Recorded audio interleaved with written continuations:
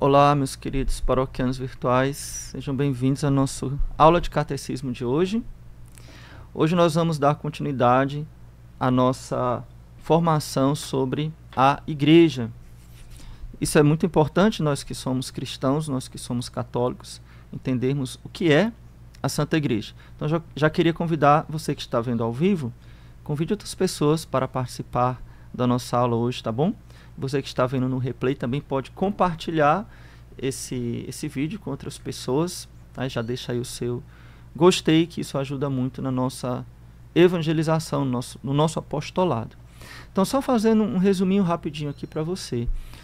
Para quem chegou agora, eu sou o Padre Leonardo e nós estamos dando um curso de catecismo aqui, uma formação católica para todos, né, aqui aberto no YouTube.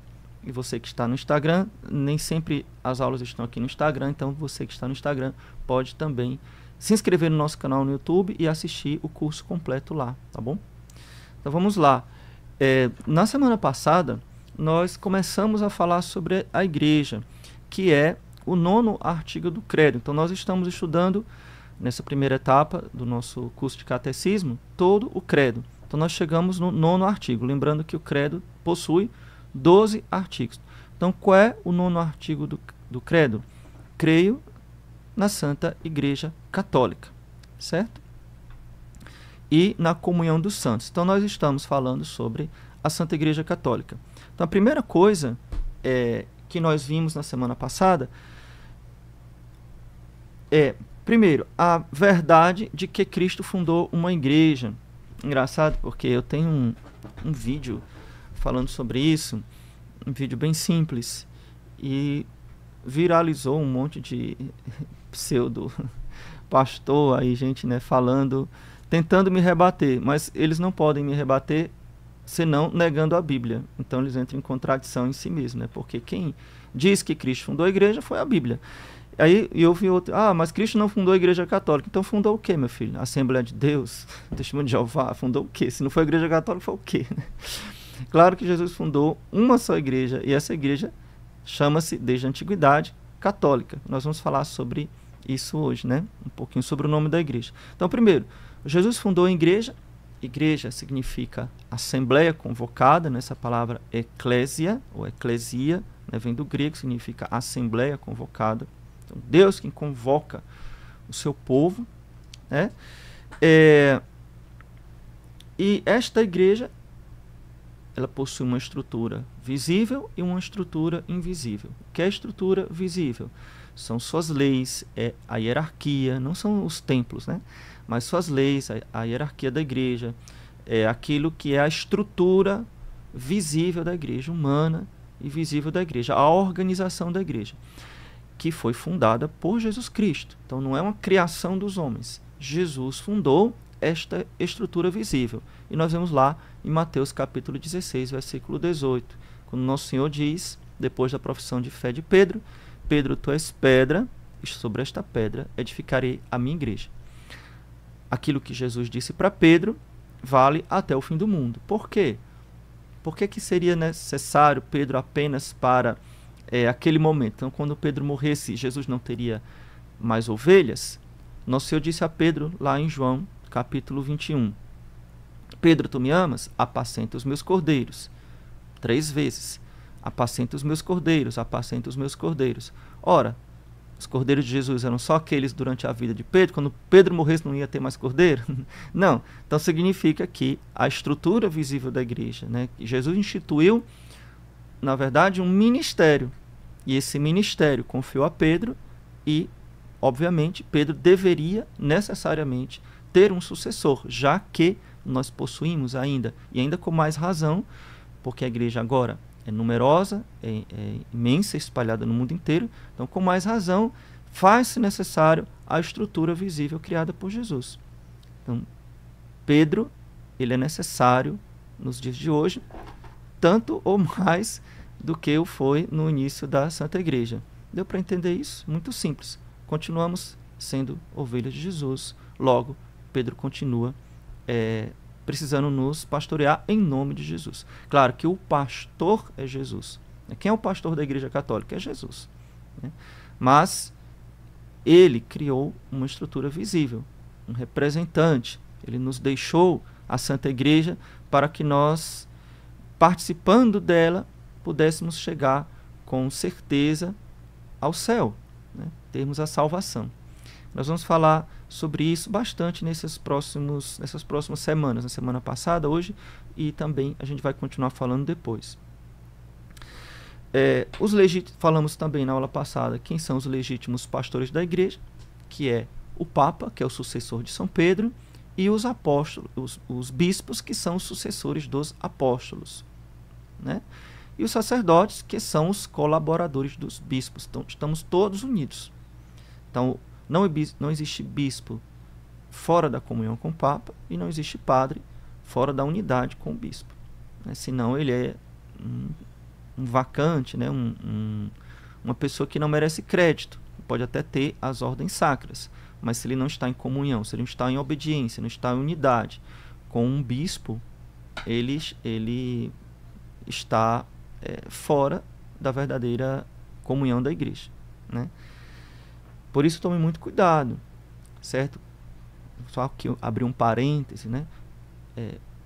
Um padre precisa ter uma função na diocese. Ele é vigário de alguma paróquia, ele é professor do seminário, ele é, sei lá, tem alguma função na diocese, ele é ligado ao bispo. Então, aquele padre que apareceu ali, não sei quem é, nem está vestido de padre, ele disse que é padre. Qual é a sua paróquia? Então, se ele disser uma paróquia que não for a paróquia católica, porque pode ser uma paróquia de alguma seita, existe uma seita aqui no Brasil chamada Igreja Católica Brasileira. Eles imitam em tudo nós. Fazem uma missa parecida com a nossa, usam paramentos, se chamam de padres, mas eles não são de verdade padres. Os sacramentos que eles fazem são todos inválidos, inclusive o batismo. Tome cuidado, né? Então, eu preciso saber se aquele padre é verdadeiramente padre da Igreja Católica. Então, tome cuidado, porque existem também sacerdotes, né? Podem existir, que na internet é capaz de você encontrar, né? Que estão assim, meio vagos, né? Eles não estão ligados nem obedecendo a ninguém. Ou seja, eles estão separados da comunhão da igreja. Então, nós não devemos ouvi-los. Tá? São aquelas pessoas que normalmente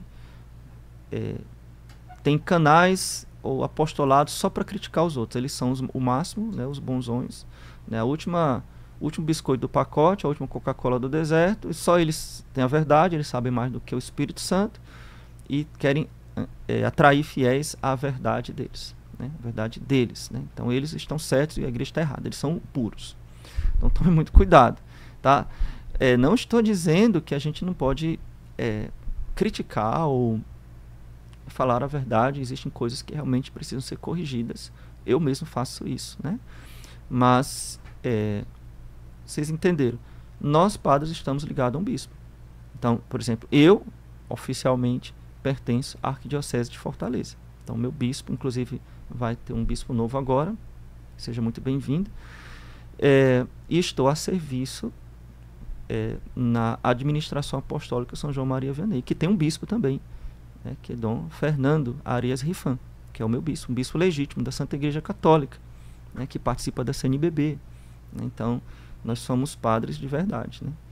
Mas isso aqui foi um parêntese, só para falar um pouquinho sobre quem são os legítimos pastores da igreja. Então, é o Santo Padre, no caso hoje é o Papa Francisco, os bispos em unidade com o Santo Padre, o Papa Francisco, estão em união, em comunhão com o Papa Francisco, e os sacerdotes em união e comunhão com o bispo.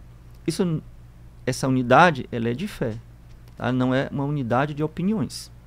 Existem coisas que são opiniões, que são visões pessoais, e isso nós podemos divergir. Óbvio, né? A gente diverge. Entre nós padres, entre os bispos, e enfim, nós divergimos. Vocês entre leigos, tem gente que gosta mais da renovação carismática, tem gente que gosta mais, sei lá, do apostolado da oração. Isso não é desunião. Isso é só, eu gosto mais de uma espiritualidade parecida com os protestantes, eu já gosto de uma espiritualidade mais tradicional. Tudo bem, se a igreja aprova, se a igreja deixa, contanto que você não seja um herege, né? Tá aí, você deixa de ser católico. Não é isso? Então vamos voltar aqui. Tá tudo tranquilo, tá, gente? Fica calmo. Vamos lá. Então, hoje nós vamos falar sobre as notas da igreja. Quais são as notas da igreja? Existem 4 notas da igreja. O que são notas? São características da igreja. Então, a igreja, ela é una, santa, católica e apostólica. Pá, tá faltando uma, tá? Não. Vamos lá, a igreja é una, santa, católica e apostólica. Padre, romana. Romana se acrescenta, mas não é a nota da igreja. Não sei que vocês estão rindo aqui no Instagram, né? Tá, una, santa, católica e apostólica, e nós vamos falar sobre o romana também, porque nós, claro, somos também igreja una, santa, católica, apostólica, romana. Então vamos lá, por que a igreja é una? O que se chama igreja una? O Catecismo de São Pio X vai dar uma resposta breve, o Catecismo da Igreja Católica, que é esse daqui, vai dar uma resposta mais longa. Sempre você vai ver aqui no Catecismo da Igreja Católica, vou levantar mais, que você do YouTube não está vendo aí direitinho. Ops! Você vai ver uma resposta mais longa. Então, o Catecismo da Igreja Católica, ele vai pegar citações dos padres da igreja, documentos da igreja, documentos do Concílio Vaticano II, documentos de papas anteriores, de papas mais recentes.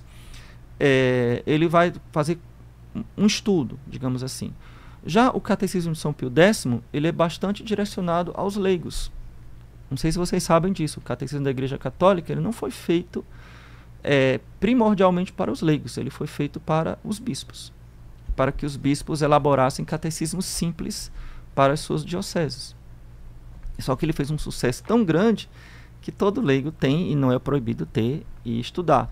Mas convenhamos que ler um livrão desse não é para todo mundo, né? Então por isso que eu estou dando aula de catecismo aqui para você, para lhe ajudar, porque nem todo mundo tem tempo, disposição para ler esse livrão aqui, né?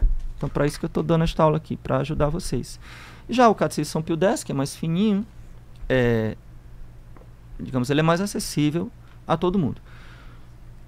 Porém, existem algumas leis, pouquinhas coisas, que são diferentes da época de São Pio X para agora. Entenda, e aqui já falei sobre isso em vídeos passados, né, mas eu vou repetir porque é sempre bom bater na mesma tecla. A doutrina da igreja, ela não muda. Ela é imutável, ela não muda, certo? Não existe acréscimo, a gente não coloca nem tira. Porém, existem 2 coisas que mudam. Primeiro, as leis eclesiásticas. Por quê? Porque não são de instituição divina. Jesus não instituiu, não falou para os apóstolos todas as leis eclesiásticas. Tá? Então, vou dar um exemplo. O jejum eucarístico. Jesus não disse, está lá no Evangelho, vocês têm que fazer 1 hora de jejum antes da Eucaristia. Não. Jesus não disse isso. Mas isso é uma lei eclesiástica que nós devemos obedecer. Porém, como é uma lei eclesiástica, ela pode mudar. Então já houve um tempo em que o jejum começava à meia-noite e não podia se beber nem sequer água. Então a igreja era muito rígida nesse jejum. Depois diminuiu para 3 horas e depois diminuiu para 1 hora, que é o que nós temos hoje, o jejum atual. 1 hora antes da comunhão. E pode-se beber água e pode-se tomar remédio. Então fica uma coisa bem mais suave. Por quê? Porque a igreja quis fazer assim, porque ela achou mais adequado, ela achou pastoralmente melhor, mais misericordiosa com as pessoas. Conta-se histórias que as crianças entravam em crise antes da primeira comunhão na hora de escovar o dente. Eu tinha medo de engolir um pouquinho da água, um pouquinho da pasta e não poder comungar, porque se elas engolissem um pouquinho da água na hora de escovar o dente, ela não podia fazer a primeira comunhão. Ou ia para a primeira comunhão com a boca podre, ou então corria esse risco traumatizante, né? Então, enfim, a igreja foi mais sábia nesse ponto, entendeu? Assim, quis fazer assim, a gente tem que obedecer. Entendeu? Algum problema? Não. Oi? Sempre abafa. Espera aí, gente. Vou ver se eu melhoro aqui para vocês que estão no Insta. Tá melhor aí, pessoal? Vocês que estão no Instagram, eu convido vocês a irem pro YouTube, porque é melhor lá, mais legal. Assim, a imagem é melhor, tá? E o som também é melhor, porque esse microfone aqui que eu tô falando vai pro YouTube, não vai pro Instagram. Depois isso é uma questão técnica, a gente resolve no futuro, mas por enquanto tem que ser assim, tá bom? No futuro eu compro um fone de ouvido, quem sabe, né? Se fosse melhor, eu tinha, quebrou, perdi, enfim. Aí não tive mais dinheiro para comprar. Verdade. Vamos lá. Entenderam, né? A questão da diferença dos catecismos. Então, existe uma linguagem própria do Catecismo de São Pio X e uma linguagem própria do Catecismo da Igreja Católica. E não são só esses dois catecismos, existem vários outros compêndios da doutrina cristã. Um mais antigo do que o de São Pio X é o Catecismo Romano, que é o Catecismo de Trento, que foi escrito para os padres, não foi escrito para os leigos, né? Então, a linguagem é própria para os sacerdotes. E o Catecismo de São Pio X foi escrito para os leigos, né? A linguagem própria para os leigos. Assim, mais objetiva, né? Mais direta. Entendeu? Então, vamos lá. Por que que a igreja é una? Então, a igreja é una por vários motivos. Então, vamos lá. Primeiro, porque nós formamos um só corpo em Cristo. Há um só Deus, um só Senhor, um só Espírito, um só batismo. Mas primeiro, somos um só corpo místico, unidos a Jesus pelo santo batismo, unidos à Trindade pelo santo batismo. Certo? Então, o primeiro fato, porque a igreja é una, é porque nós estamos todos unidos à pessoa de Jesus. O segundo fato é que possuímos a mesma fé. Eu falei isso na aula passada. Então, a fé que nós temos aqui no Brasil, a mesma fé que vocês que estão no Japão, ou que estão na Argentina, ou que estão no Uruguai, no Paraguai, nos Estados Unidos, na África, não interessa. A mesma fé. Certo? Outra coisa é o mesmo culto. O que é o culto? Né? O culto é a Santa Missa. Ah, padre, então a missa tem que ser igual em todo canto? Não, nós possuímos 23 ritos na Igreja Católica. Certo? Então não é, a unidade não é o rito, mas é o fato de ser a missa.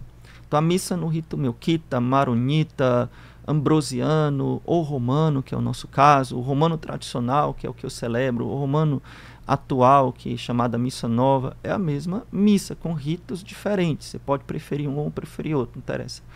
Mas é a mesma Eucaristia, é a mesma missa. Então, em qualquer lugar do mundo que você vá, qual é o culto da Igreja Católica? É a Santa Missa, certo? É a Santa Eucaristia. Também participamos da mesma lei. Somos submissos a Cristo e possuímos a mesma lei. São os 10 mandamentos, os preceitos da Igreja. Então, todos nós somos obedientes à mesma lei. É como uma sociedade. Então, não existe algo que vale para mim não vale para outra pessoa. Então, o que vale para mim, o que é pecado para mim, o que é proibido para mim, é pecado e é proibido para qualquer outra pessoa de qualquer outra parte do mundo, porque somos a mesma igreja, somos una, tá? Participamos também dos mesmos sacramentos. Então, o mesmo batismo que eu recebi é o batismo que qualquer outro católico. Hoje nós temos 1 bilhão e 300 milhões, não sei o número exato, depois alguém pode me dizer aí, de católicos no mundo. Todas essas pessoas, mais de 1 bilhão de pessoas, receberam exatamente o mesmo batismo. Né? Temos o mesmo sacramento. Recebemos a mesma crisma, o mesmo Espírito Santo que veio na crisma. Recebemos o perdão dos pecados pela confissão, é o mesmo sacramento. O santo matrimônio, as sagradas ordens, então o mesmo sacramento.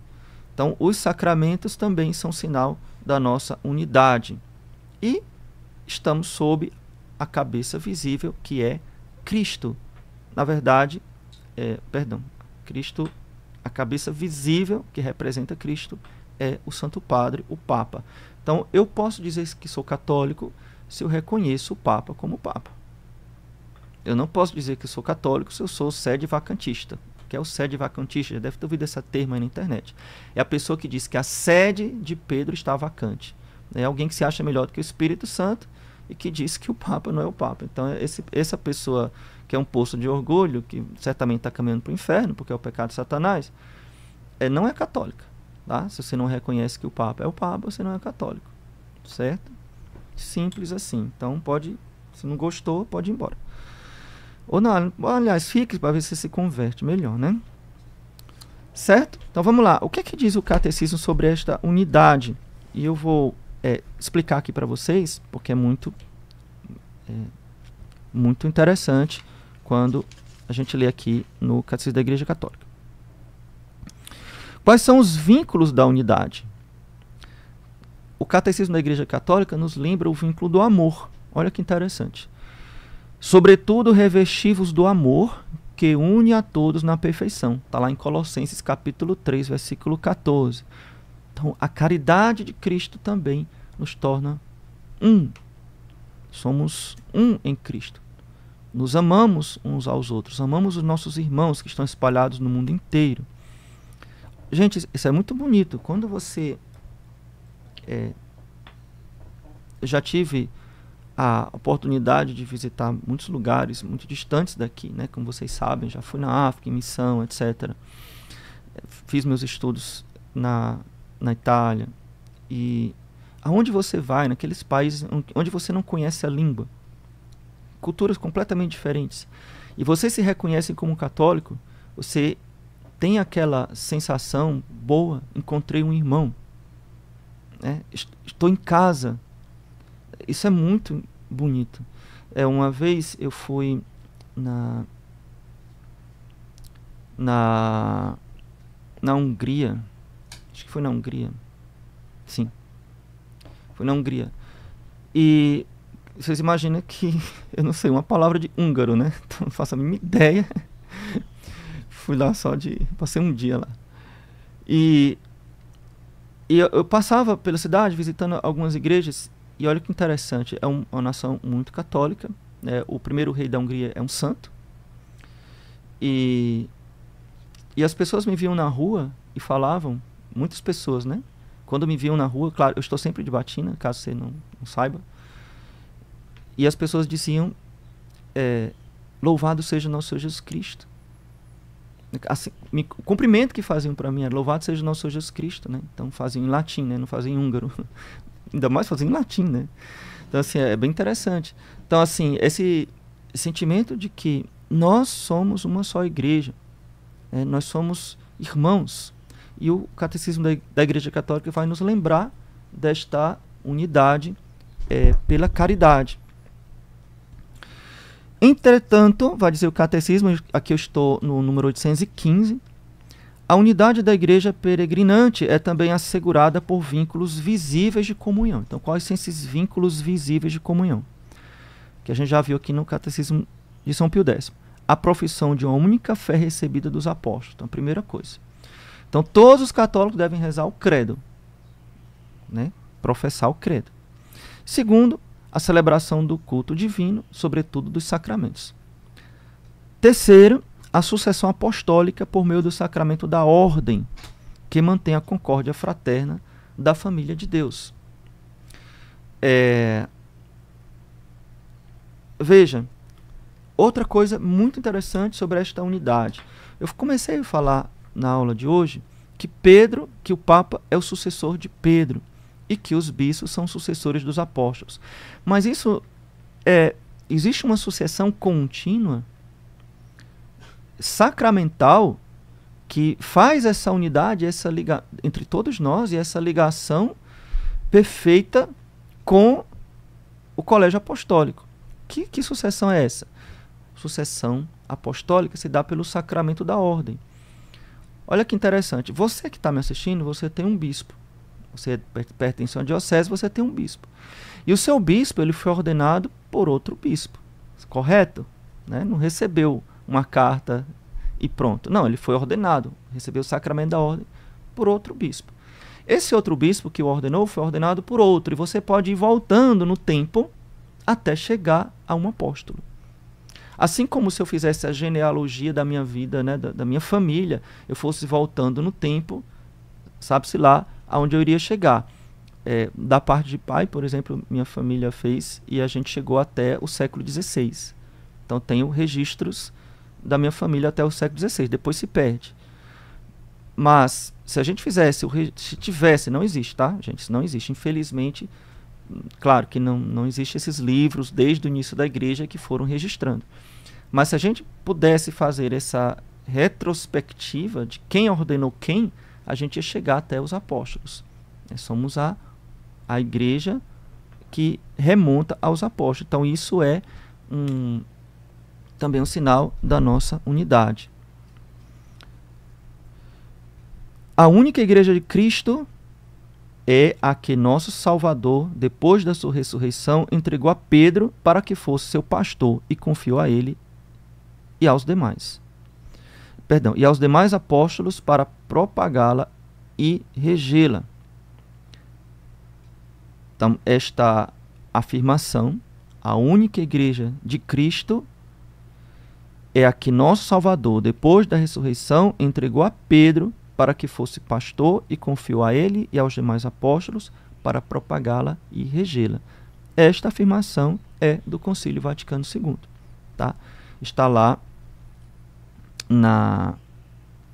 deixa eu ver aqui a citação correta, na Lumen Gentium, capítulo 8, que afirma que a igreja de Cristo é a igreja católica, né? Governada pelo sucessor de Pedro e pelos bispos em comunhão com ele. Então, o Concílio Vaticano II, o decreto do Concílio Vaticano II, reafirma isso que é uma verdade de fé, certo? Além de ser uma verdade histórica, também é uma verdade de fé. Tá bom? Então vamos lá, continuando. A gente já se delongou demais sobre esse termo. Só recordando um pouquinho, por que não pode haver mais igrejas? Não pode haver mais igrejas, porque assim como há um só Deus, uma só fé e um só batismo, assim também não há e não pode haver senão uma única verdadeira igreja. Então, uma pergunta que a gente pode explicitar e explicar melhor nas próximas aulas, mas já vou dar um aceno. Quer dizer que os protestantes não são cristãos? Não, não é verdade, tá? Então, o catecismo da Igreja Católica, a doutrina da Igreja, não nega que eles são cristãos. Por quê? Porque eles têm elementos que pertencem à Igreja Católica. Então, existe uma possibilidade deles serem salvos? Existe. Só que eles vão ser salvos porque eles, de algum modo indireto, possuem elementos da Igreja Católica. Aquilo que eles têm que é da Igreja Católica pode levá-los à salvação. Por exemplo, o batismo. Então, se eles são batizados validamente, eles são cristãos. A Bíblia, eles não têm a nossa Bíblia. A Bíblia deles é capenga, falta 7 livros. Mas a maior parte da Bíblia, Novo Testamento, eles têm. Então, eles têm. Por que eles têm? Porque a Igreja Católica foi quem deu para eles. E assim por diante. Lá eles não têm os outros sacramentos, não têm a mesma fé que a gente, né? Falta muita coisa. Então, por isso que eu disse, existe uma possibilidade e a gente não pode julgar que eles serão condenados. Não, mas devemos rezar pela conversão deles. O próprio documento do Concílio Vaticano II, que fala sobre o ecumenismo, fala explicitamente que todos são convidados a participar da unidade da Igreja Católica. Ou seja, todos são chamados a pertencer a este corpo visível fundado por Cristo, que se chama Igreja Católica, que somos nós, tá bom? Então, é falso, totalmente errado, a afirmação de que todas as religiões são boas. Não, nenhuma é boa. Só a Igreja Católica. Todas são falsas, todas são erradas. Porém, em muitas delas existem coisas corretas. Por quê? Porque receberam da Igreja Católica. Entendeu? Então, receberam a Bíblia da Igreja Católica. Eu posso dizer que a Bíblia deles é falsa? Não. Está faltando alguma coisa, mas falsa não é. Né? Receberam o batismo da Igreja Católica. Então, eles têm elementos de fé, inclusive. Eles creem em um só Deus, creem que Jesus é Deus e homem, creem que Jesus ressuscitou, creem no Espírito Santo. Então, creem em muitas coisas que nós cremos também. Certo? Estou falando isso das seitas cristãs. É claro que a coisa é mais grave, é pior, quando estamos falando de outras religiões que nem cristãs são, que não creem na divindade de Jesus, que não creem no Espírito Santo, que ele é Deus, etc. Ou que creem em outros deuses falsos. E aí a coisa fica mais séria ainda, né? Então, a dificuldade de se salvar, ou talvez a impossibilidade de salvar. Por isso nós temos que evangelizar aqueles que não são cristãos e convidar à unidade, né? Chamar à conversão aqueles que estão separados da Igreja Católica, embora se digam cristãos, certo? Então essa história de passar a mão na cabeça, dizer está tudo bom, não está tudo bom, está tudo errado.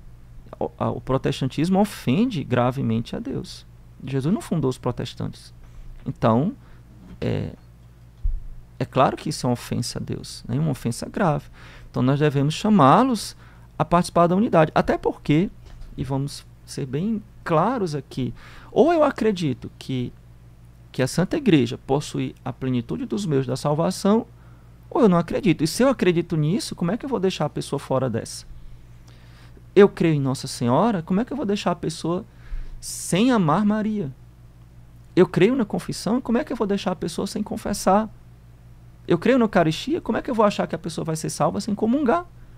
Não é tão difícil. Jesus disse no Evangelho, quem come o meu corpo, bebe meu sangue, terá a vida eterna. E quem não come? E quem não bebe o sangue de Cristo? Né? Quem não comunga? É que quando você comunga hoje, você está comungando o corpo e o sangue de Cristo. Então, quem não comunga? Não tá mais difícil salvar? Tá. Quem não confessa? Você vive confessando, tá aí preocupado, imagina quem não confessa, né? Meio complicado. Então, é claro que nós devemos evangelizar, é claro que nós devemos chamar a unidade, chamar a conversão. Nós sabemos qual é a barca de Pedro, né? Então, isso é muito importante para a gente não cair nessas falácias, nessas enrolações do mundo moderno, certo? Então, somos irmãos, queremos bem, amamos, sim, mas exatamente por isso queremos que o filho pródigo volte para casa, né? Queremos que eles voltem para casa, que é a verdadeira igreja, tá bom? Então vamos lá. Chama-se, aqui uma coisa importante também, só para a gente concluir esse assunto, chama-se igreja católica também, deixa eu ver aqui, porque sem óculos eu não consigo ler aqui. Existem comunidades, ou existem povos, existem culturas que são diferentes, certo? Então, essas culturas, esses povos ou essas regiões formam ritos ou tradições que são diferentes, mas não deixam de ser católicos, ou seja, possuem todos os elementos que eu falei aqui, a sucessão apostólica, obedecem ou estão sob a unidade, né, do Romano Pontífice, possuem a mesma fé que a gente, mas possuem, por exemplo, outro rito da liturgia, né, outra tradição, certo? Então, essas são também chamadas igrejas e são católicas. Entendeu? Não é outra igreja, está em unidade com a gente, mas possuem outras tradições. Por exemplo, só para não ficar muito na teoria, os melquitas, os maronitas, né? Talvez, se você mora em uma cidade grande, São Paulo, Rio de Janeiro, Fortaleza, Belo Horizonte, você deve saber que existem igrejas que são melquitas, maronitas. Essas igrejas não são seitas, não são outras igrejas, são igrejas católicas, lá possui padre e missa de verdade, só que tem outra tradição, outro rito, só isso, tá? São padres de verdade, estão unidos ao bispo, tudo normal, entendeu? Então, uma outra coisa também que nós chamamos igreja são as igrejas particulares. Por exemplo, a sua diocese. Eu faço parte, trabalho em uma diocese. Chama-se administração apostólica, porque é uma diocese um pouco particular, né? Porque nós temos o rito tradicional, em obediência, em unidade com o Papa, obviamente. Mas aquela porção territorial que tem um bispo, que tem paróquias, que tem padres, né, que se reúnem na catedral, então aquilo ali chama-se diocese. Então você pertence a uma diocese. Eu posso até perguntar, coloca aqui no chat, qual é a sua diocese? Coloca aqui para eu saber de onde é que você está assistindo a gente, tá bom? Qual é a sua diocese? Talvez você seja uma arquidiocese, que é uma diocese maior, né? Geralmente as capitais são arquidioceses, ou cidades maiores são arquidioceses, ou diocese que é uma porção menor um pouco. Então, qual é a sua diocese ou sua arquidiocese? Se for diocese, você tem um bispo. Se for arquidiocese, o seu bispo se chama arcebispo, porque é um pouco mais importante, né? uma diocese maior, mais importante. Então, são porções do povo de Deus. E nas dioceses, que são porções do povo de Deus, sob a autoridade de um bispo, de um pastor, que é o bispo, também existem paróquias. Então, as paróquias são lugares onde os cristãos se reúnem, que estão sob a autoridade de um pároco. Né? Então, eu passo a pergunta para você. Qual é a sua diocese? Quem é o seu bispo? E qual é o seu pároco? Se você é católico, você tem que responder essas 3 perguntas. Né? Se você é católico, você tem que saber qual é a sua diocese, quem é o seu bispo, qual é o nome do seu bispo, pelo menos o nome você tem que saber, e quem é o seu pároco. Né? Porque senão você está solto no mundo. Não, você não está solto. Essas pessoas são pais para nós. O nosso bispo, o nosso pároco. Tem autoridade sobre a gente. Né? Exerce a função de pastor. Né? Ou deveria exercer. Né? Essa é a função. Se exerce bem, se não exerce bem, ele vai prestar contas a Deus. Mas a função é essa. Né? Eles vão prestar contas a Deus. Nós, né? Eu também. Embora eu não seja pároco, né? Sou de vocês aqui, né? De modo simbólico, né? Sou pároco virtual, digamos assim. Vocês são da minha paróquia virtual, né? Entendeu? Então, todo católico tem um bispo, está numa diocese e tem um pároco, tem uma paróquia que você faz parte, certo? Ah, padre, mas eu frequento uma comunidade aí. Tá, tudo bem, você pode frequentar, não é proibido você frequentar a sua comunidade carismática, mas você possui uma paróquia, não é a sua comunidade. É aquele local onde você está ligado à hierarquia da igreja. Na sua comunidade você não está ligado à hierarquia da igreja. Então, a paróquia é o local onde você tem os seus documentos, onde provavelmente tem o seu batistério, onde você vai, quando você for casar, vai ter que ver os documentos lá, né? Enfim, deu para entender, né? As pessoas estão colocando aqui no Instagram, no YouTube, o nome do bispo, da diocese. Muito bem, pessoal. Deu para entender tudo isso? Então vamos lá. Vamos continuar para a gente terminar. Falamos um pouquinho sobre a unidade e agora nós vamos falar um pouco sobre a santidade da igreja. Então, por que a igreja se chama santa? Por que é a Santa Igreja Católica? Então, a verdadeira igreja se chama santa porque santa é a sua cabeça invisível. Quem é a cabeça invisível da igreja? Jesus Cristo. Santos são muitos de seus membros que participam da santidade de Cristo. Santos são a sua fé, a sua lei e os seus sacramentos. E fora dela não há nem pode haver verdadeira santidade. Muito objetivo e muito simples e muito claro, sem deixar dúvidas, né? Como é a linguagem que eu mais gosto da igreja é essa, a objetividade e a clareza. A igreja é santa porque Jesus é santo. A igreja é santa porque os sacramentos são santos. É a Santíssima Eucaristia, é o santo batismo, é o santo crisma, é a santa unção dos enfermos, é o sagrado matrimônio, são as sagradas ordens, né, do diaconato, presbiterato, episcopado.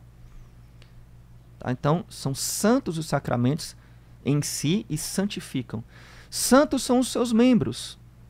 Alguns que, de forma bem explícita, mostram a santidade de Cristo. Quando você vê um São Francisco, uma Santa Teresinha do Menino Jesus, um São João Bosco, uma Santa Dulce, quando você olha para essas pessoas, você vê a santidade de Cristo encarnada num ser humano. Só Deus, só o Espírito Santo pode fazer isso. Então, santos são os sacramentos. Santa é a fé que nós professamos. Não são ideias de homens, é a nossa fé que é santa. A lei que nós obedecemos, os 10 mandamentos, os ensinamentos da igreja, é santa, a lei é santa. Certo? Os ensinamentos da igreja são santos, porque nos levam para a santidade. Então, essa afirmação é muito forte de São Pio X. Fora da igreja não pode haver verdadeira santidade. Pode haver uma coisa próxima da santidade, uma bondade natural, ou algo também movido pela graça de Deus. Não vamos negar isso, né? Porque existem cristãos fora da igreja, fora da igreja, vírgula, né? Fora da estrutura visível da igreja, porque receberam o santo batismo. Mas não pode haver verdadeira santidade. Por quê? Porque não tem os meios, todos os meios, para que sejam verdadeiramente santos. Repito e reafirmo, e eu acredito que você que está me ouvindo entende e concorda comigo. Não pode haver verdadeira santidade a alguém que não ama Maria, ou que não acredita na intercessão de Nossa Senhora. Não dá. Não tem como. Não pode haver verdadeira santidade a alguém que não confessa, que não comunga, que não recebeu a crisma. É o santo óleo do crisma, não pode. Não recebeu o santo matrimônio, etc. E por aí vai. Então, a verdadeira santidade está, e só é possível, na Santa Igreja Católica. Certo? E aí vem aquela dúvida, né? Então, vou até chegando já para o final da nossa aula de hoje. Padre, mas tem tanta coisa errada na igreja. Tem tantos homens pecadores, escândalos, coisas horríveis. Como é que a igreja é santa? Eu não posso dizer que a igreja é santa e pecadora? Não pode. Não pode. Por quê? Porque o pecado não faz parte da igreja. Entendeu? O que faz parte da verdadeira igreja de Cristo é aquilo que tem nela que é santo. Simples. Então, aquilo que tem nela que é santo, ou seja, os seus ensinamentos, a sã doutrina, a santa doutrina, as verdades da fé, os sacramentos, isso é santo. O Espírito Santo que está nela, isso é santo. Os santos, os próprios santos, né? O próprio povo de Deus que caminha para a santificação é santo. Então, aquilo que é pecado meu, porque eu sou pecador, né? Então, não estou falando dos outros. Quando você fala, tem tanto pecado, preste atenção, quando você fala isso, mas na igreja tem tanto pecado, olha para você. Você não peca, não? Você não faz parte da igreja?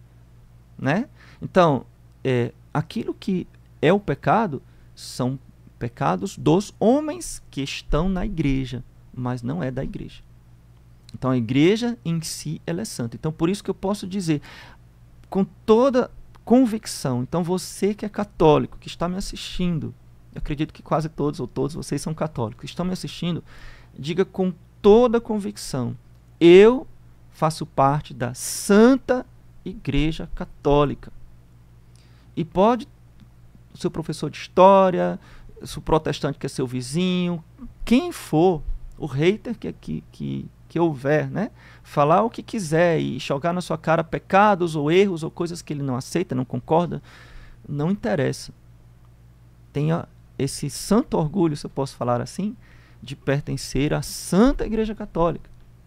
O que há de erro, o que há de falha, não pertence à igreja. A igreja não aprova o erro, a igreja não aplaude o erro. A igreja condena o erro e expulsa e corrige quando percebe o erro, corrige. Então, por isso que os concílios foram para corrigir heresias, a maior parte deles, né? Com exceção do último, acredito, foram para corrigir heresias, para ensinar o verdadeiro caminho quando estava tendo problemas, né? Então, eu faço parte da Santa Igreja Católica. Por que é a Santa Igreja Católica? Você vai dizer isso para a pessoa que lhe pedir. Porque a igreja é o corpo de Cristo, a cabeça da igreja é Cristo, então tem que ser santa. Agora, assim como o corpo de Cristo, e eu faço essa reflexão aqui para terminar, ele é coroado de espinhos, ele é flagelado, até ele sangra, era crucificado. Então você olha para Jesus crucificado, você vê ou não vê um santo? Obviamente, ele é Deus, mas ele está desfigurado. Então essas chicotadas, esses cravos, esses espinhos, são os pecados nossos, que estão desfigurando o corpo de Cristo.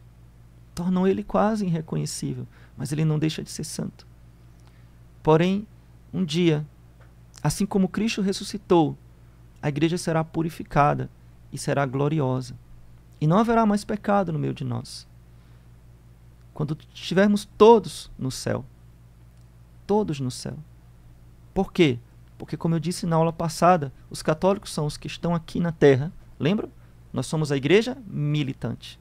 Os que estão no purgatório, que são a igreja padecente. E os que estão no céu, que são a igreja triunfante.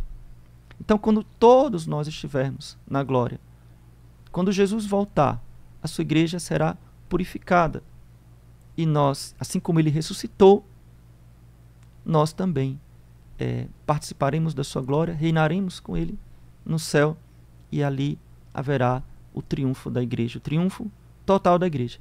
Porém, aqui nesta terra, devemos continuar lutando, continuar batalhando pela nossa santificação pessoal e pela santificação do mundo através da Santa Igreja.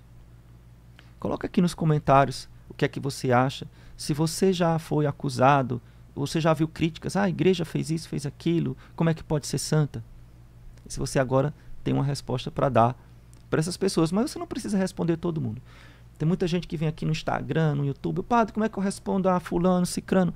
Gente, não responda, essas pessoas não querem crer. Dificilmente elas querem crer. Normalmente elas querem só encher sua paciência.